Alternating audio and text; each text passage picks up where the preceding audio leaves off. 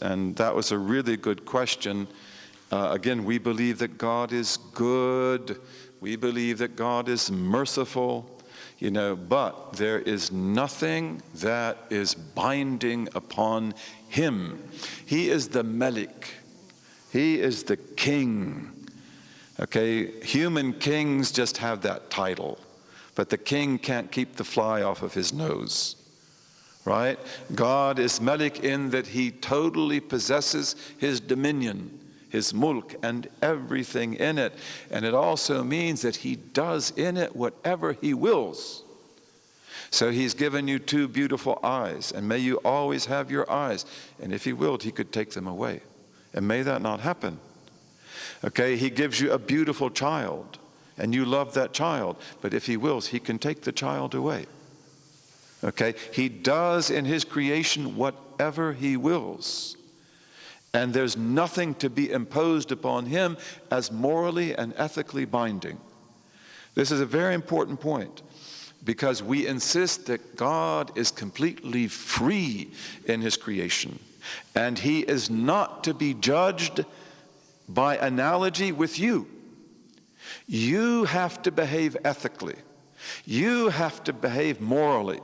You have limits in which you have to work, right? You have to do good. You have to strive not to do evil.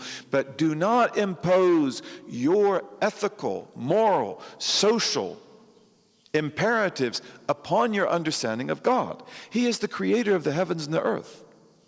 He creates whatever he wills, and he creates people and he destroys people, right? Thamud. And you can see Thamud to this day. You can see the houses. They call them houses, but they're actually warehouses. These big houses of Thamud, which are in Hijr, Mada'in Salih, about 200 kilometers to the north of Medina. They're amazing, absolutely amazing. They are actually storehouses, because they had big doors on them like this door. They have big hinges for those doors, because Thamud were a trading people. And Thamud were a powerful world people. They had power in the world. And they have Hijr, which is probably their base. And then they had also Petra in Jordan, incredible city. If you go to Petra today, they say they will say Nabatean. No, the Nabateans were the heirs of Thamud. And you can see in Petra that there are levels that are Thamudic and there are levels that are Nabatean. And then there was Aqaba.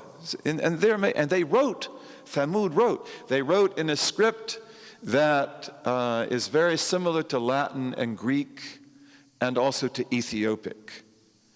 And that script you can see in the Arabian desert till this day.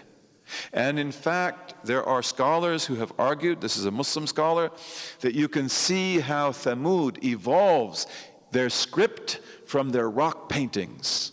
And if you found rock paintings like those of Thamud in the Sahara Desert, they would be dated, I believe, about 7,000 BC. They would go back to the Golden Age, the Old Stone Age.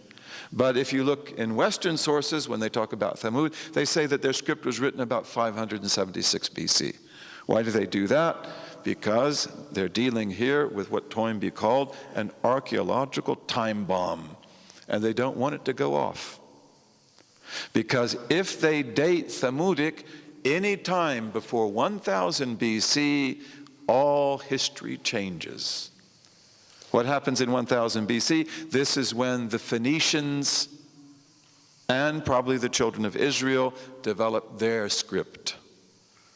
1200, 1000 BC. Phoenicians in Lebanon. And also the children of Israel, Solomon. This is the time of Solomon.